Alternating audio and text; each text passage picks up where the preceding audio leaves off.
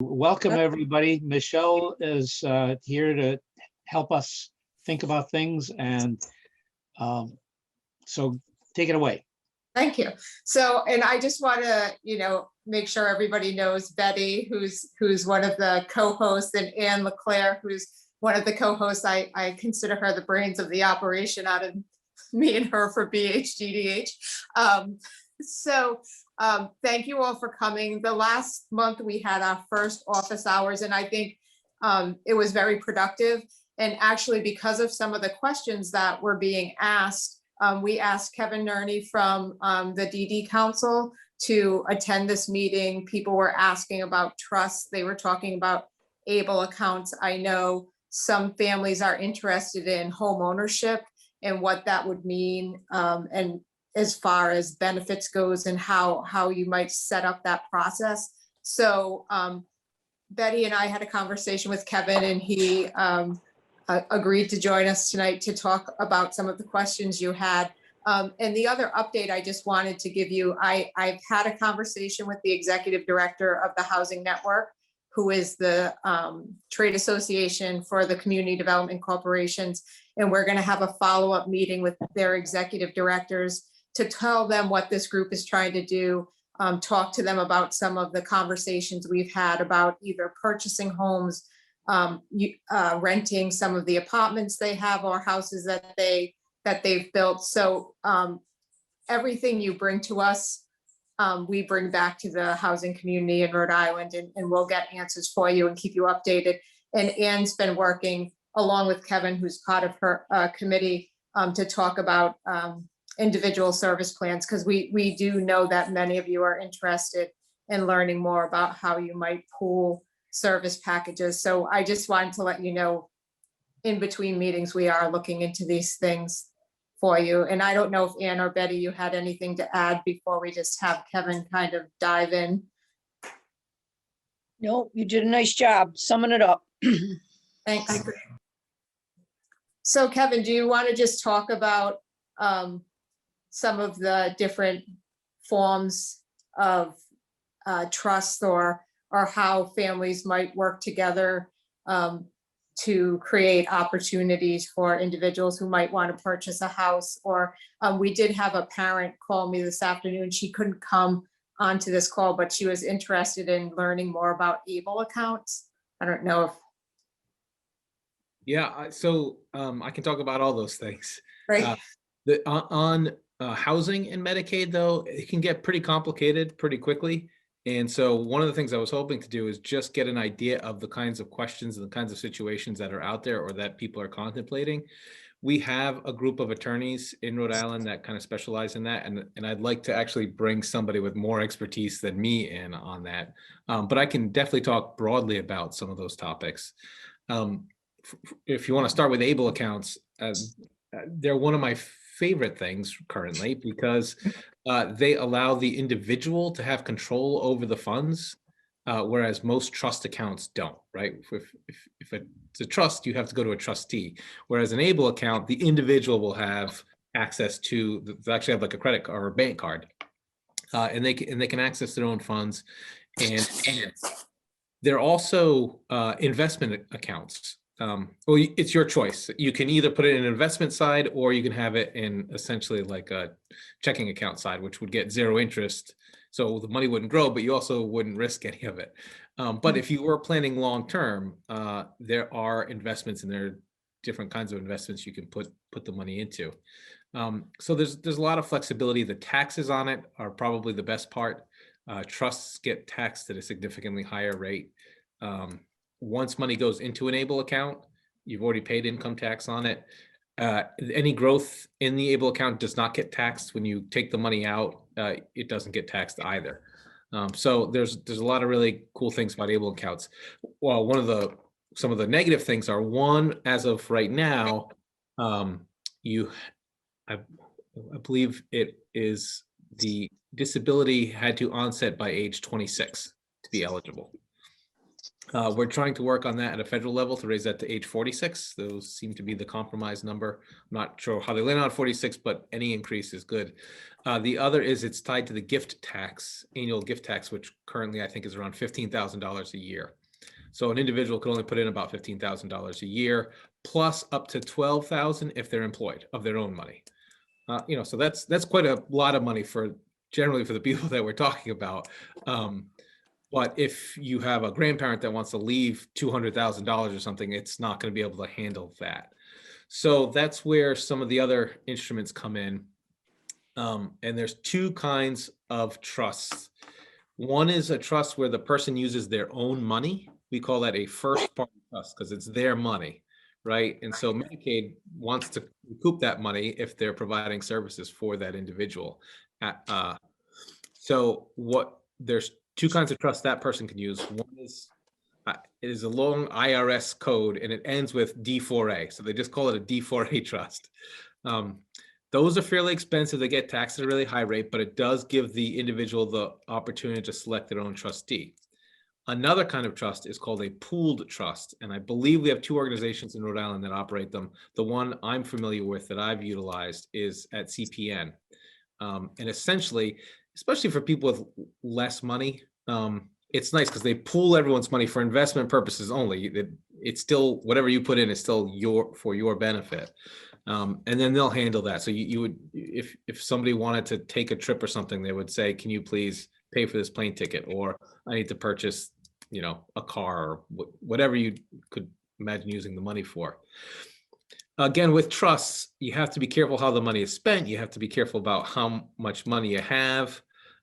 With the ABLE account, if you want to go to the movies and it's a $7 ticket, it's a matinee, you don't want to have to go to a trustee for $7. With an ABLE account, you just take out your bank card and you swipe it. And, that's it. So there's just a lot of benefit to the ABLE accounts. Generally, I recommend families plan on both. You have a trust to hold larger things, potential life insurance. Let's say you don't have any money to put into a trust. That's okay. If you have life insurance, that's something that could fund it. If you have other relatives that might leave something to the individual, that trust can help stop Medicaid from coming to recoup it. And then what I advise a lot of people to do is to take the money, take the $15,000 out of the trust every year and put it into the ABLE account. So every year you're funding the ABLE account. So that's kind of the very broad overview of the trust. Trusts are private, so they don't go through probate court. So if you pass away and you leave a trust, they are private. So anything that's in the trust would not have to go through probate court. A lot of people like that because they like their privacy. One of the downsides is if the individual wants something, it's for their benefit, but if they want something, they have to go to somebody and that person has to okay it, the trustee, they have to okay it. And, I'm generally for giving the individual as much of their own money, as much of their own power as you can. So while trusts are very helpful in some cases, they also can be, can kind of interfere with an individual. Kevin, Deb has a question in the chat. What category? I just lost the chat, so I can see it. Deb, do you want to come off mute? Yep, I can speak to that. A supplemental trust is what we call a third-party trust. That's when it's not the individual's money. I'm sorry, I got to the first two and then I forgot to go back. So a third-party trust, there's a first party when it's the individual's money, and that's easier for Medicaid to get, and that's why those are a little bit more complicated.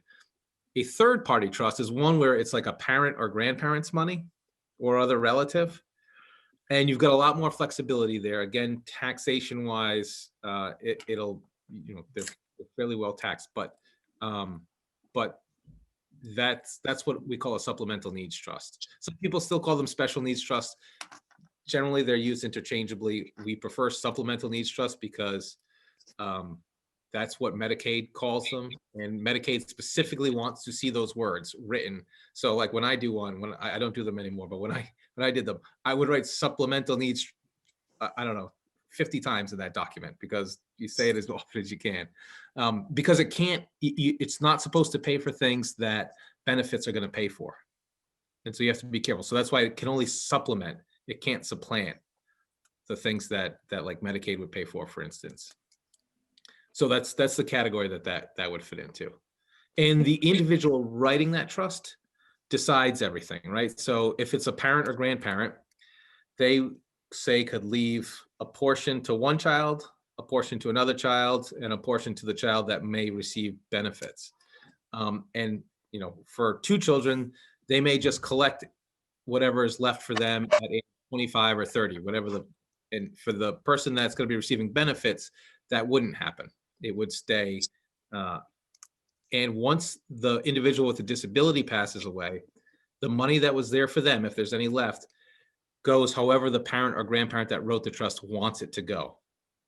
In a D4A trust or a pooled trust, let's start with a D4A trust. And if in a first party trust, once the person passes away, any money that's there, Medicaid will try to claw back.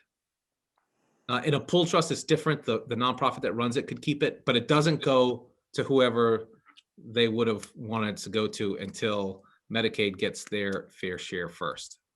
Does that make sense to everybody? This is like, I do a presentation on this, and it takes an hour just to talk about half of this stuff. So. Can you just say that one more time? The difference, the pool trust is different from, I have a loud child in the back, so pool trust and the D4A trust is the same thing, or they're both first party trusts. Both first party. Well, you can use a pool trust for a third party trust as well. A parent could put money into the pool trust as well. But generally speaking, they're what we call a first party trust, where it's the individual's own money. And you see this most often when somebody, say, has a traumatic brain injury because they were in an accident and they're going to get a huge settlement. Well, we don't want all that money to instantly, to go back to Medicaid. So generally they'll put it into one of these trusts. And in that case, in a D4A trust, whatever money you didn't use when you pass away, Medicaid will then come after. Same thing with the pool trust, with the first party pool trust. Although there are some exemptions where the nonprofit that runs it gets to keep it instead. But what doesn't happen is you get to have it, like, you get to put in a will that it's going to go to somebody of your choosing. Whereas a supplemental needs trust, the parent or grandparent or whoever wrote that, whoever had it written, gets to decide where all the money goes even after the person passes away. Yeah, the beneficiary is the person that's, the money's there to benefit them. Hey, Kevin, I've got a question because I'm a little confused here. So there's another pool trust outfit in Massachusetts called Plan of Massachusetts and Rhode Island. Yep. It has nothing to do with Plan Rhode Island. I always have to tell people that. Their literature says that when the recipient passes away, the trust, the person who sets it up could select an alternative recipient and not necessarily have to give the residue to them. So they claim that they have that ability. Is that? It's so again with the pool trusts, they're a little different than the D4As. The nonprofit sometimes can keep the money. Yeah. Sometimes they want you to leave another recipient because say there's $100,000 in it, and Medicaid clawback is going to get $60,000. Well, that still leaves $40,000, and you still want somebody to be able to get that. Right. Is there a way for that to happen? It's possible. I'm not aware of the nonprofits generally not either keeping the funds or Medicaid not. Okay, so maybe these people are a little more generous and they're willing to change the direction of the flow of the money. Yeah, it's possible, particularly depending on how much is there. Like I said, the nonprofit that runs it would get the money, so technically they can do whatever they want with it. Right. If they're very nice people, I guess they could do Oh, that. yeah, it seems like maybe they have enough clients, they have enough money that they're not operating off of that money, so they can. I know the other pool trust did mention to me that once they kind of recoup their own costs, they'll take anything left over and spread it out amongst the other people that are there. Yeah. So yeah, I mean, it's possible. I just wouldn't count on it. So. Okay. Right. Right. Thanks. So there's another question in the chat about whether you need Sorry, I'm having a hard time reading my chat tonight. Yeah, Yeah. you would need, so in a will, we call it an executor. In a trust, we call it a trustee. The trustee operates the trust. When you pass, whoever your child that you're leaving the money for, they're the beneficiary, right? They're the ones who it's there to benefit. The trustee is the one who's actually going to be making those decisions, though. And they're the one who's going to operate the trust. They're the ones who's going to invest that money. And you do want the money to be invested because you want it to last as long as possible, generally, or at least to be as beneficial to the individual as possible. You can direct the trustee, but you got to be real. So you could say, trustee, I only want you to spend the money on A, B, and C. But you got to be really careful because, again, with Medicaid rules, if the individual has any sort of direct access to it, they're going to say, well, that's not a supplemental needs trust. They have direct access to the money, so no. So when you get too prescriptive, when you don't leave the trustee with enough authority, you could potentially get into hot water with Medicaid. But so generally speaking, the trustee is going to have the power to decide. And so usually there's different kinds of trustees. You could have a bank be a trustee. I absolutely don't like the idea of banks or lawyers being the trustee. I know of a case in New York where this lawyer was getting something like $100,000 a year to be trustee of a trust. It turned out after 10 years, he had never even visited with the person. And it just, again, I generally suggest that you have somebody who knows the person and who cares about the person be the trustee. And that doesn't mean they have to know about investments. They have to know about Medicaid. They can use trust money to get that information for themselves, to help do what they need to do. But having somebody who knows and understands the person is probably the most important thing. This is Dave. We've been talking for quite some time about developing circles of support for people, and this is one of the things that the circle could do over time. And a self-renewing circle can do that over the long haul. Yeah. Right. So Kevin, just for my notes, I have for the ABLE account, it's tied to the annual gift tax. So did you say $20,000 a year? I think right now it's around 15. 15. And how much can a person put in if they're working? If they're employed, they can then put in an additional around $12,000 a year. Okay. And it can just carry over. They can't put more than that every year, but if they do, if they max out. It gets bounced back. So whoever sent the last check, it'll get returned to them. Whoever tried to deposit the amount of money that's going to put them over, it gets sent back.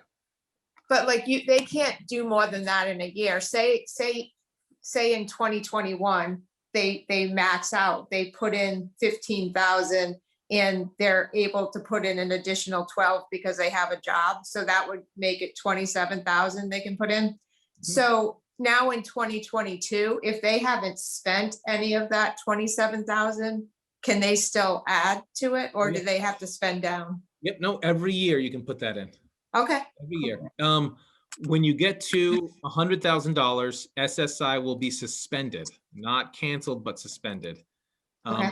You can't have over, I think it's around 400,000 in the account, but honestly, at that point, I don't know how worried we are about SSI anymore. So. Okay. And you'll get a notification at 90,000. The state will say, "Hey, you're getting close to 100,000. What do you not care because the interest is making so much that it's better than having SSI, or do you want to spend some down or not add anymore?" It's up to you. So you'll get that notification as well. What account is that for again? Called an ABLE account. The ABLE account. Okay. Yeah, we don't have one of those. Can I ask Kevin, if you have a regular trust, I set up one for my son with some money and I'm the trustee. You can add to that, like, so if I pass away, there's money that's going to go in it for him. If that reaches a certain amount, is that also subject? I didn't think so. Nope. So that, Again, that's why I saw a lawyer, and that's one of the reasons that they told me a regular trust is actually better than the ABLE. Now, all that money still goes to this, to the government if when he's gone, if it's not spent. All right, It No? depends. It shouldn't, not if it was your money that's funding it. it's It should, special needs trust for him. if not, if it's your money that funded it, it should not be going to the government after he passes. You should be able to name. Actually, this one, this one was started with his money. Well, Okay. I started it with $1 and then his actual money was put in there Okay. from a legal thing. So, Right, that's and what we the- usually see. That's a D4A trust, it sounds like. And yes, so, yes, so that money Medicaid can claw back. right, a- right. after the fact. Yep. So my But we recommendation. can also add to that D4H trust, right? You can. Other people's money can also go in there. Yes, You can, but I mean, I would prefer to have a third-party trust. to third-party put trust, that money in right, so it doesn't go to the Yeah. government. right. The less we can give the government, the better is kind of where I stand on. Yeah, I think that's what we did. I think, and then when I'm gone, it goes into a third-party trust, and this is a separate one. Thank you.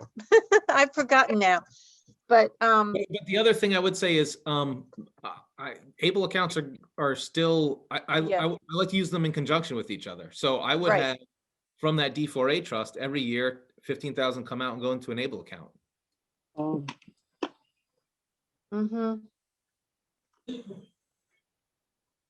For Okay, the purposes of access, really, right? So like you were saying, if he wanted to go to the movie, he could just go and use the credit card Yeah. from the able to do that, or And- smaller purchases. There's a lot of, there are like 6 different layers that he can name somebody else, all the way from somebody who can view the account but can't do anything, all the way up to this person can have control over my account for me on my behalf. So there's layers in between as well. And one of the things you could do is put, say it's, I don't know, say it's $40,000 you have in there. It's 40,000 in the investment side.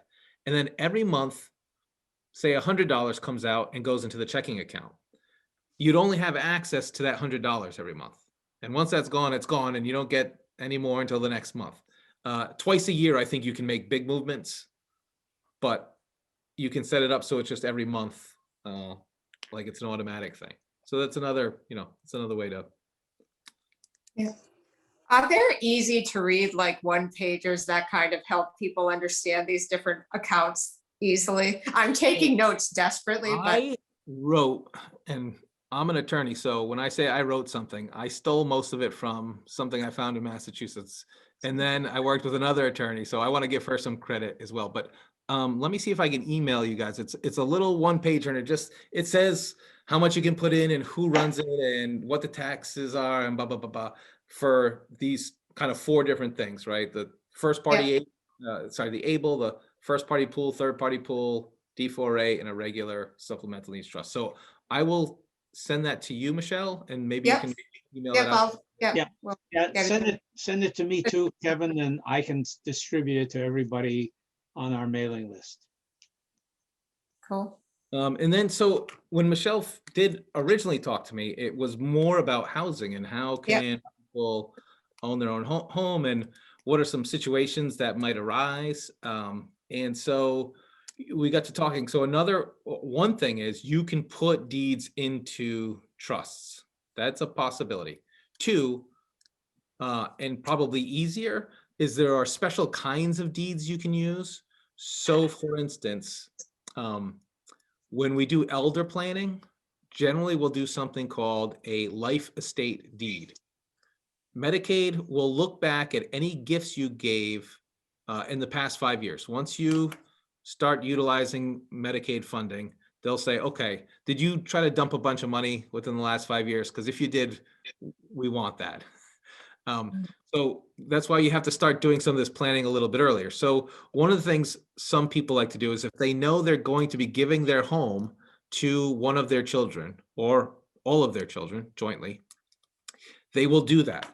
They'll write a deed where the children are now the owners, but they reserve for themselves a life estate, meaning it is their house until they pass away. They get use of the house until they pass away. So that means they can live there and the kids can't like kick them out or anything. They could move to Florida and rent the house out and they get the income because while they're alive, they get use of the house. And as long as that happened prior to 5 years ago, Medicaid won't go after the home after they pass away, if they do need Medicaid services. So that's one way to do it. And you could do that for a person with a disability as well. So they could have the life estate section of it and not the what we call remainder of the house. So that's one way a person could leave a home to somebody else. We talked about people jointly sharing a house or jointly owning a house. And that, I mean, my concern there is I've known enough married people that didn't work out for. So I'd be concerned with tying people to a piece of property. In my opinion, it would be better to have a single person as the home owner and other people renting from them. Then if there's some sort of divergence, we don't get along anymore, somebody gets a boyfriend or girlfriend that the other people don't like or whatever, who's staying and who's gonna have to move out, right? And find a new place. It's a kind of predetermined. But that's not to say that it couldn't work. And there's a lot of ways where joint ownership of things could work. Connie, sorry. In that situation where one person owns and others rent from them, how do you make that happen if the neighborhood isn't zoned for that situation? So yeah, I'm not sure what the current laws are, but you can't stop. It depends on how many people, right? If there are, you can't stop two people from living together. I know that. I'm not sure. It depends on. I don't know what the current laws are, but there are certainly ways around it, and there are some civil rights issues that would come up. I don't know, how many people before, some sort of town ordinance would be able to come in and say, no, we can't let that happen, but it's something. Kevin, I have a follow-up question as well. just to answer Connie, that is like a big topic between Narragansett and the PC area right now.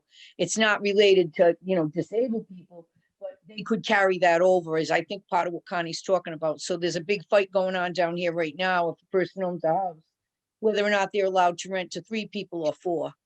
Yeah. And it's been written in. So could it carry over based on town ordinance? That's a good point.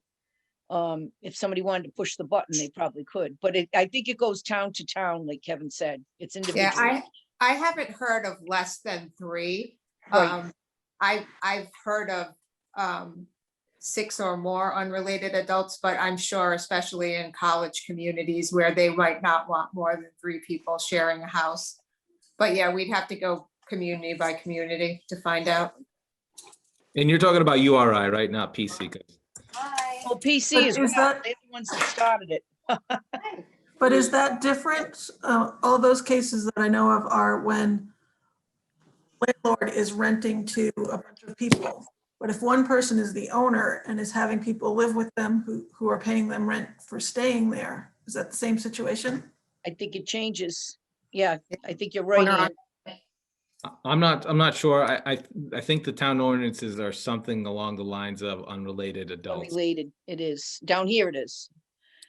And PC area it was too, because they have a lot of tenements on Eaton Street and they have 3 family houses. Then you would have 3 unrelated people in each tenement, which means now you have 9 people in one tenement. And that's what started the ball rolling. But Kevin, to your point, wouldn't that make a difference going back to putting the house in a trust, whose name is actually the owner? It might not necessarily be one of the people that is living there, right? Because remember, So I don't think it matters who owns the house in those situations. okay, even as far as Medicaid. I So don't- say it was a disabled person that wanted to buy the house. And they inherited $100,000.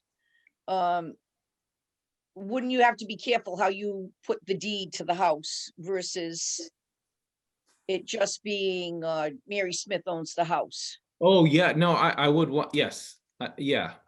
You Yep. can talk about that a little bit. So just because Medicaid will try to claw back anything that's in direct ownership of the individual. So for spouses, they won't do it till I believe it's after the second spouse passes, but they still will try to claw back. So that's what I was saying. Yeah, you definitely would want to do something either with a trust or a specialized deed to protect the assets for long term. So Kevin, forget the clawback issue. How about if you're a person with a disability and you're on Medicaid and now you are starting to collect rent? Wouldn't the Medicaid $4,000 asset income kick in there? Yes, and this is where you want to get creative and set up an LLC that officially owns the property. Right. That collects the rent, that you then get a monthly stipend that goes into your ABLE account. That, Right. you know what I mean? That there. So yes, but there are ways. There's always a way. We just got to figure out how. If you've got a good lawyer. But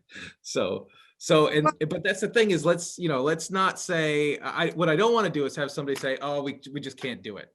Like, no, let's sit down and we'll figure out a way. And that's why I said I'd like to get some Medicaid attorneys in that specialize in this. And, there was something called a Ladybird Trust, which I had never heard of. I have it.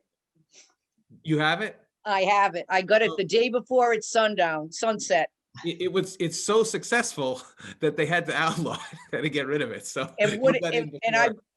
it's fantastic because technically I own the house. I make all the rules. It's not a real life estate, but if I drop dead tomorrow, my 3 kids own the house outright and it avoids going to probate. Yeah. It's just a clean cut deal. Once one attorney in Rhode Island figured it out, and then everybody was doing it as quickly as they could, and then they got legislated out pretty fast. So, but point is, there's a way. We'll find a way. And the important thing is that people should be living in a situation that they want to live in. And let's worry about rules and everything else later. We'll figure the end around, as we're building it. Yep. That's what our motto has been on this call, really. And, Ann's great talking about that. A lot of times, especially from the department, you might get told we don't do that. And the answer really is we haven't done that yet. So we all want to make sure we have open minds and people get to live where they want to live with the services they need. I know there was a Home of My Own, I think was what they called the program. Yeah. Some time ago, where the state was helping to fund people to buy their own homes. There's some like counterintuitiveness in thinking that like if you spend money on something, that's just money spent. Whereas oftentimes if you spend money on something, the return is greater than what you put into it. And I think, some of these programs have a greater return for the citizens of Rhode Island than what the state may have realized. And like, that's an interesting program that maybe should come back and, just an idea. Yeah, I talked to the deputy director of Rhode Island Housing. He was on one of our calls, James Comer, and he said Rhode Island Housing isn't doing that specific program anymore, but they do have a home ownership program. And we're having a call on Friday to talk more about that. The community development corporations have been using it most recently to purchase and rehab homes to sell to people with lower incomes. But, he said he's more than open to talking about that. The Home of My Own program doesn't exist in Rhode Island anymore. Is everyone also aware of the Governor's Commission has that home renovation money available? I believe they'll pay up to half of the renovation to make a home accessible. I know that they never go through the amount of money they're given every year. So wow. And does the division still have funds to do that also, or is that the same pool? So the division still has some funds. It's called Access to Independence Program. Okay. And do you know, is it used up every year? It isn't. Okay. But And a this lot is of people don't know about it. We need to publicize it better. right. I mean, to me, you know, when somebody has mobility problems, like they're using a wheelchair, some of these current solutions like shared living become a challenge because very few people have accessible homes. And my immediate response is, well, there's money around to help create accessibility and renovations, even for people, I think, who are shared living providers, but nobody ever talks about that, or you know, they right away shut people down and say, oh, wheelchair user, you know, it's only 1 in 1,000 homes are accessible. You're going to have a hard time finding a shared living situation. But I'm pretty sure that it's not quite as bad as that if people access money to make those reservations, renovations. And what's that program called again, please? Access to Independence. Thank you. So does anybody else on the call want to describe to Kevin some of the ideas that they've had so he can hear for housing and he can hear and bring back and try to find the attorney who could answer the question for us if he doesn't know? I know there were different models. I mean, I can tell you about a call I got yesterday. There are 2 families who live next to each other, and they were trying to think about a way. They both have a child with a disability, and they were thinking about building a house in between their properties. Now, this is a huge zoning issue maybe in their community. Oh my God. But I mean, I'm thinking it's not, you know, it's in an area with some land, but so they could kind of build a house on both of their properties. So Great each idea. of them, because they're friends, they've grown up together, they could be in the community where they live. So they were asking, geez, how would we go about doing that? And I guess if you're just talking about who would own the house, would that be a trust or some type of deed restriction? That's one that I've heard about yesterday. Kevin, this is Dave. One of the things I appreciate about what you said right up front was structuring things so that people don't get trapped in a house together who part ways, who don't want to be together over the long run. And you might want to just talk about some ways of doing that. We did some early work on inclusive housing cooperatives in Winnipeg, Manitoba, and that's been replicated in a number of places. And we sort of follow the principle all the way through of keeping the provision of housing separate from the provision of services, so that somebody could move and not lose their services, or change their service system and not lose their house. If people are living together, that gets more complicated, but it seems to me that there are still ways of engineering engineering ownership and shared services that continue to give people the flexibility that they might need as they age. Yeah, I'd actually like to hear more about the housing cooperative, or some of the housing cooperatives that you guys have operated, because that's taking these smaller ideas and really extending it out significantly more. And actually, one of the ways that we started that was, it was a scattered housing cooperative. So we'd buy, 3 or 4 units in one neighborhood, and And one unit would include somebody with some very significant disabilities and whatever supports they needed, and the other would be ordinary neighbors who had a commitment to be supportive and to be and to be good neighbors. I can share that with you. One of the things, John, that's occurring to me is that I've really got to speed up getting the webinars up in a position where Kevin and other people can stream them and take a look at some of the presentations that have been made over the course of the last, I guess it's been 8 or 9 months. Yeah. On cooperative housing, home of your own work that's being done in Portland, some of the other kinds of solutions. I'll make a commitment to send you what I can of that, but I really appreciate your principled position on this score. Can I ask a question for these co-ops? Is it, yeah, because I'm not really that familiar with them, but I know like in New York City, if you want to get an apartment, you have to get approval of kind of the co-op as it exists already. Like the group has to let you in.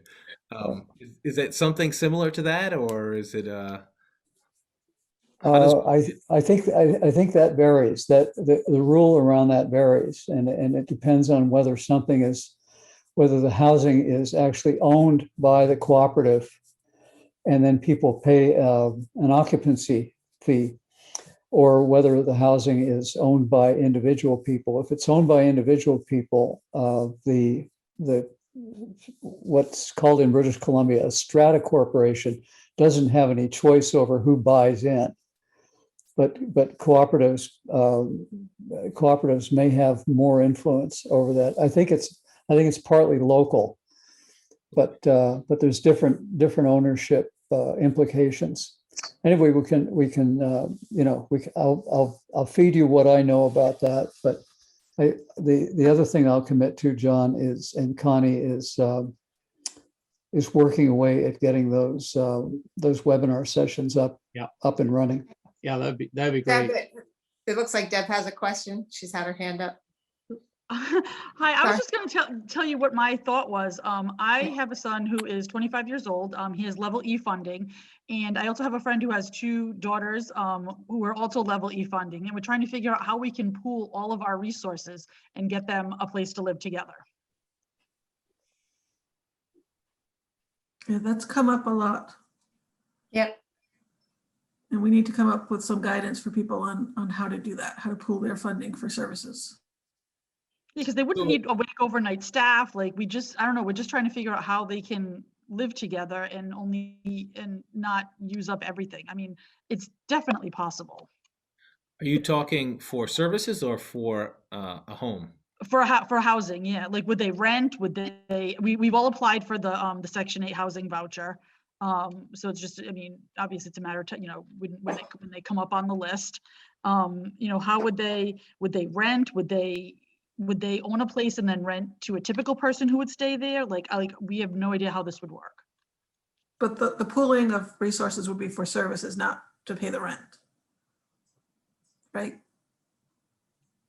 Yes, but yes, they would use like one of their staff instead of using 3. Like if it's after dinner, they don't need 3 people to watch 3 people. Yeah, my thought is agencies are able to bill based on the number of people serving the number of people. So why can't self-directed people? Right. I mean, I think there has to be a way to be able to do it. well, I think there's several solutions to that kind of problem, depending on how you want to think about it. But certainly, when you've got individuals who are choosing to live with other people that they know, it doesn't really matter what they're, it shouldn't matter to the state or to Medicaid about what's going on in terms of the use of their particular money. If everybody is doing self-directed, as an example, then they can say, hey, I'm going to provide somebody to be with, Tom, Dick, and Harry from 8 to 12, and somebody else will say, I'll provide somebody from 12 to 5 or whatever, you know. Hmm. But the bigger picture, this is, again, this is John Sousa speaking. I'm not trying to speak for the state, but I think that before people venture into that kind of solution, they ought to really think about what the benefits and non-benefits are for the grouping of people with disabilities. I have a hard time thinking about um, what the benefit is to somebody with a disability if there's somebody else with a disability around them. Other than safety and security, which is what I think most parents are really concerned about. And I can think of a number of ways to provide safety and security without having other people around. It's kind of my same question I always ask people. So what's the benefit of having people living in a group home? And honestly, some of you who don't want to hear this, plug your ears real fast, but there is no benefit to living with 5 other people with disabilities for the person. What usually happens is support is shared, attention is shared, experiences are shared, even when the experiences are bad, and individual desires for experiences are not always honored. So I have a hard time figuring out why would anybody really want to do that, except for everybody's worried about safety and security. But there are alternative solutions to that beyond putting people together. And as Kevin very aptly pointed out, you know, lots of people who don't have disabilities have a hard time living with each other. And I'm concerned that sometimes we force people in together. I had an experience, Kevin, and maybe Ann and Michelle too, when we were doing Home of Your Own, Home of My Own, whatever it was called. I often got phone calls from what I call the in-laws, okay? The 2 people who were sharing the condo were getting along fine, but the parents of one of those people had one set of ideas about what they thought was a good idea, and the other set of parents had another set of ideas, and the in-laws couldn't get along, and that had a very negative impact on the 2 roommates. So that's why I've never been a big fan of this idea that people with disabilities should be living together. In fact, Armin Petrucco, who was a chair of the DD Council maybe about 35 years ago, Kevin, always used to say, the only thing that people with developmental disabilities have in common is that they have a common label, that each person is a unique individual, and just because they have the same label doesn't mean that they automatically want to be or should be or need to be friends. So I'm all for helping people kind of solve these problems on an individual basis. And you know, David and I are big advocates for the solution to the safety and security comes from the community and the relationships that we help them build through these networks of support. So that's my little pitch. So Deb, if you came to me, you would hear that from me first thing. That I mean, I know plenty of people have different situations, and I know, you know, for us, that's probably the situation we're going to go with, agree or disagree. I mean, I've known plenty of people with disabilities that have lived successfully together. Yeah. I think it has to do with choice and companionship and Right. isolation. I mean, depending, I Exactly. think everyone's different, but I think, was Kathy's hand up? No?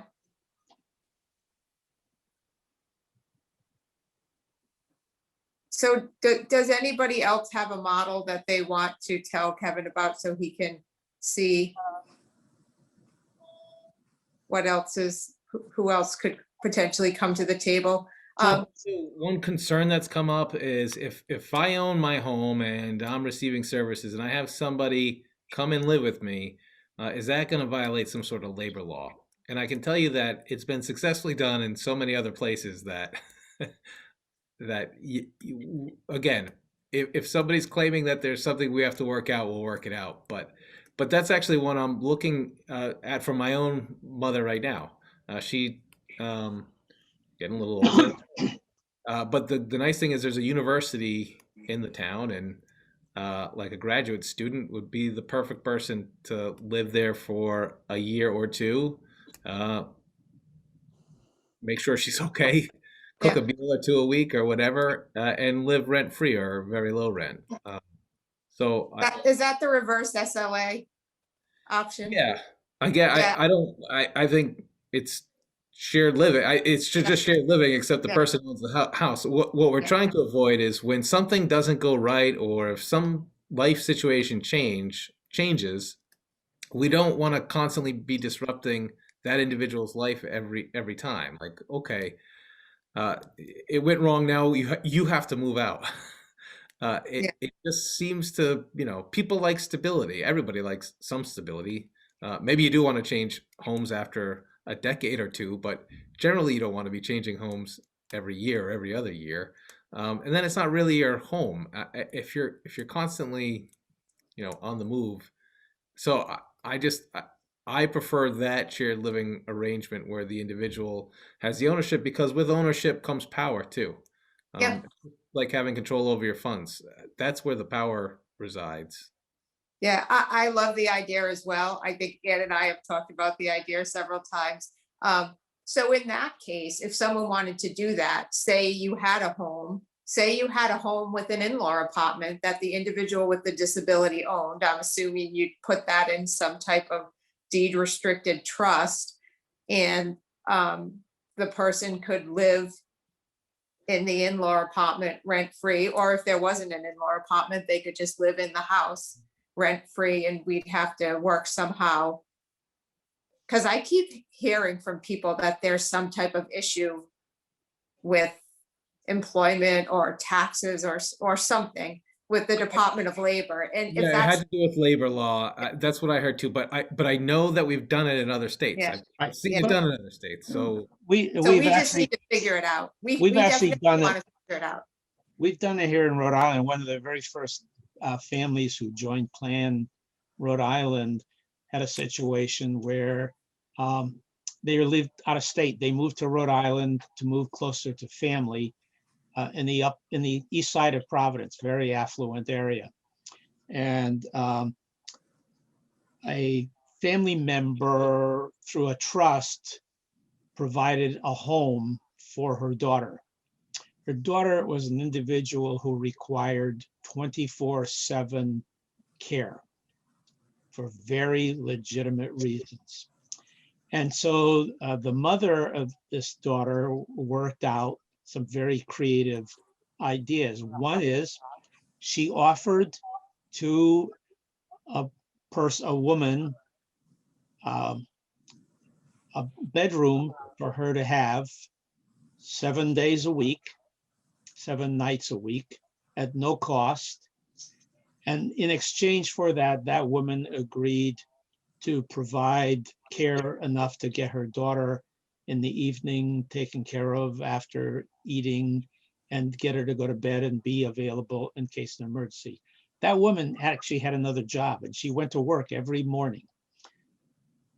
At that time, a provider agency sent in somebody to work and provide support from, I'm going to just guess the time, 8 o'clock to 5 o'clock or 6 o'clock during the day. There was only enough funding to do that in this way for 5 days. Then they found some other funding where they hired somebody else to work the weekend full time, 40 hours straight. And she slept there overnight and provided the care that was necessary in the weekend. All of that worked, and there were no tax problems. It just depends on how people are described in those living situations. The person who did the overnight 5 days a week didn't consider herself an employee. She just considered herself as someone who's living there at no cost for exchange for some services. And the IRS looks at some of those things just like they look at if you were really rich and you had a nanny who was living in with you, Yep. you know? Yep. And you can, that can be worked out. It, like somebody said, Ann or you or somebody said, it's not that we don't do that, it's that we don't know that we've done that before or that we've never tried it before, but that doesn't mean it can't be done. Well, that will be one of the things, because I know we're coming up on 7 o'clock, that we definitely work on over the next month and or two. Maybe it will take more than a month. I'm being ambitious to see how we can get information and move forward on that. I really appreciate everyone coming onto the call and sharing ideas. I mean, I just always like to give, like, I think I said it on last month's call, housing changes for everyone. When I was 21, I was living with roommates. Then I had an apartment on my own. Then I bought my house. Then I was back in an apartment. Now I'm in a house. So I just think over time, I don't know if there's anyone, maybe there's a few people, the lucky people that stay in the same housing their entire life. And that's great too. But I think there's lots of options out there. And I love what all of the people who presented that John and David brought in said. They want to, look at everybody individually and, see what their housing dreams are and then try to make that happen for them. So I think that's what we're really trying to do with this group. So the more we know about what you're interested in, the more we can figure out how to do it for you without causing any harm to people's, benefits and actually allowing people to live the best life they can in the community. So you can always contact myself or Ann or Betty or John, and we can, throughout the month and let us know if you have ideas that you didn't talk about tonight. But we're so happy that John's allowing us to do these office hours. I think it's a great opportunity for people to come together and us to answer the questions you have about housing and services for people to live in housing. Can I just get a sense of, as Michelle is talking, I'm getting the idea that maybe next month when we do this office hour stuff, we talk just about shared living and the different ways that people are thinking about doing shared living, not whether it's allowed or not. I don't care about that. I just want to hear what people are thinking that they would like to see, because my sense is that what's allowed and not allowed is based on regulations that were put together with zero input from families. It was put together by a couple of people at the division and probably a couple of provider agencies. Couple of lawyers, probably. Right. Well, actually, I'm not even sure we have regulations against some things. I think, urban legend. That may be true too. So I would love to kind of like create a more expansive list of what people are thinking about doing. And as you already heard last time when we did this fair housing thing, people who are living in Section 8 kinds of housing can have live-in supporters without affecting their rent. And that's a huge thing, and, so there's a lots of possibilities. John? Yeah. I love everything we've talked about, and I'm in the position to actually do that for my son. I have my mother's house. It's a ranch house. He has, we can make it accessible. He uses a wheelchair. The thing is, though, he's kind of living in a shared living situation right now. He lives with me. Right. And you're gonna have to move out, Sharon. It's time no, for you to get out. But I mean, and that could continue. We could find a way, I could go somewhere but he needs to actually be, he's lived like in a, a home all this time. And he needs to be in an apartment with more people around. He needs more people around him. But he needs his own space. Right. and he needs support, someone available overnight in case he needs something, at least a phone call away kind of thing. Right, right. So I guess what I'm really looking for now is an accessible apartment where, and what I would love to see are accessible apartments where there is an office, somebody in an office and somebody, or there's somebody, maybe not an office, I don't know what to say, A but place where someone somebody he can call who for can help. be available, Sure, who's sure. on site can get there. Sure, or Because he really wants to be in an apartment. He went to CCRI, but he never got to live in a dorm. He never got to have people around him. He wants a place where there's more people around, but he has his own space. Right. But there's more people. Right. And honestly, Sharon, it's the opposite of what everybody's talking about. But right. That's we've done that. It's pretty easy. In Ohio, I'll just give you a specific example. Tony Anthosh did this about 2 years ago. He brought in a couple of people who were kind of technology experts. One of them is, I only know her by her first name, Shay. She's at the Coleman Institute, University of Colorado. They specialize in finding technology support for people with disabilities. And then somebody from Ohio runs a program that uses technology to monitor and provide very rapid response support to people with very significant disabilities, way more needs than Jonathan has, It is being done. I mean, part of the reason we're doing this is to say to us in Rhode Island, a lot of this stuff is absolutely doable. We just have to want it to be done.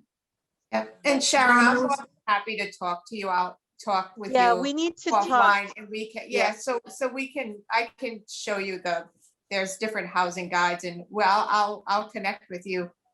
That would be great. But he needs accessible housing. Right. Well, and he's level D support, so he could get a lot of supports during the day. It's just right. Simple.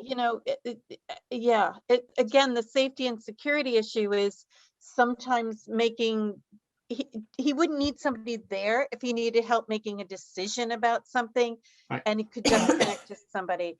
But sometimes he does need physical assistance overnight.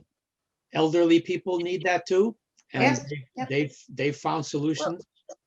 Well, what I was thinking was, I mean, I don't want to group all people with disabilities, but we need a kind of assisted living type situation for people who aren't elderly. And again, I don't want to group all people into one, but to have mixed use settings that we've been talking about with apartments for people with disabilities and others, just to have a community actually living around him. He's very isolated, living in his own home. So that's not going to work for him in the long run. Right. Yep. The biggest problem is isolation and loneliness. And, and David and I and a whole bunch of other people keep saying that that's really what we're trying to do. And the way you do that is by putting people in the community and then bringing the community into a relationship with them. It's very doable. Yeah. Yeah, I think through things like the plan, there's ways to bring community in. And even if somebody decides that they want to have a house and have 3 people with disabilities live together, that doesn't mean the community can't be part of that as well. So I think there's a way to have it work for everyone the way they want it to work. And Ann, did I just cut you off? I'm sorry. That's okay. I was at the thing that Tony Anthosh sponsored on the assistive technology. Oh, were you there? Yeah, and it was a really good presentation with Coleman Institute and what's going on in Ohio, which is a technology first state. So John, I don't know if maybe we could talk about bringing a presentation like that that's open to families to Rhode Island, because that agency and state staff that wasn't open to everybody. Yeah, the person from the Coleman Would be great. Institute is a Brown graduate. She went to Rick for graduate school. Yeah, I I've forget her known name her. too. I was trying to look it up. I know her. But the Ohio instance was, it was a really interesting presentation on how they were using technology, and it was kind of that, it's like you could see it coming from a mile away if you were actually paying attention, of someone who had a lot of behaviors, but only when at home with someone who was constantly in her home with her. She was fine all day out in the community, but was never left alone. So, set fire to things and did things, but she was doing it deliberately because she was very unhappy. They put in these technological supports, and lo and behold, she didn't have any more incidents at home. That's right. Someone wasn't there, Right. but they had, the front door had alarm, so if she left, someone would know and could check on her. They had a stove, something for the stove to make sure it was turned off. And she could reach someone by video, so she could talk to someone if she needed somebody. And they checked in every so often. And that's all she needed. She didn't need someone with her and on top of her all night, every day. So Do you want to talk about really Mark's interesting. So I think if we GPS? could bring some of that Yeah. here and hear some of what, we don't use technology as much as we could in this state. And I think that would be a great thing to Right. open up to people to hear about. Yeah, and there's a technology that does prevent, I'll use the technical term, elopement, okay? A lot of people are worried and they want to plant a guard in the house so that the kid doesn't get out of bed and wander around. I can tell a lot of stories about that, but the fact is, there's a very simple door control system that prevents doors from being opened, except for during certain times, except for when there's a fire alarm. And the fire alarm goes off, technology talks to itself and to its partners, and it disables that door. And anybody who, when the alarm goes off, they can get out of that place as quickly as they need to. So yeah, I think that's a good idea. And we ought to talk about how to bring some of that stuff back, because it is critical to the solution. And honestly, as I'm thinking about this now, probably at the end of this month, on the 31st, we're going to hear from a provider who used to work in the state, Gloria Quinn. She used to be the director of West Bay. I've actually asked her to talk about what some of the issues are from the provider perspective about providing support in other people's homes. And I will ask her to talk about the levels of technology solutions that need to be in place. Not that they exist right now here, but they do exist someplace. And do you think there's any possibility the division could sponsor a speaker like that? I have to talk to some people to see. Yeah. Would you be willing to ask? Oh, yeah. Yeah, Right. well, and I think it often comes, a request from families makes that request of Ann's a lot more likely to happen. Yeah, I'm not proud. I'll ask for anything. Well, Thank you. and they are allowing more people to use, at least people who self-direct, to use more of their funds for technology. Yeah. And Yeah. I'm just thinking, if my son needed something at night, I mean, he could talk to somebody the way we're all talking to each other now. Right. Even Right. that's available. The problem is, if somebody needs to come, I'm still trying to figure out how the supports work so somebody gets there. So that can be Needed. worked out a lot of different ways. I'll give you a Yeah. personal experience. Mark has gone to the emergency room at both Kent and Rhode Island a number of times. He calls them himself. He doesn't call us and say, I need to go to a hospital. He calls them. They're there within minutes. Okay. We actually have response systems. Not that I would say to people, call, the fire department, but there are comparable private systems that can do exactly the same thing. And to help somebody get out of bed and to get to the bathroom doesn't require 100 hours of disability training, okay? And it can be done. It's just a matter of saying, let's do it. My Yeah. mother is in her late 80s and she now uses a wheelchair, has some mobility issues and some neurological issues. She still lives alone and she likes where she lives and living alone. She has a button that she wears. Right, She pushes it. There's someone on the other end she can talk to. right. She fell once. They sent someone to the house to help her up. She had another time where she didn't know what was going on, and they have their own people. They don't call the ambulance service in those cases, but they have their own,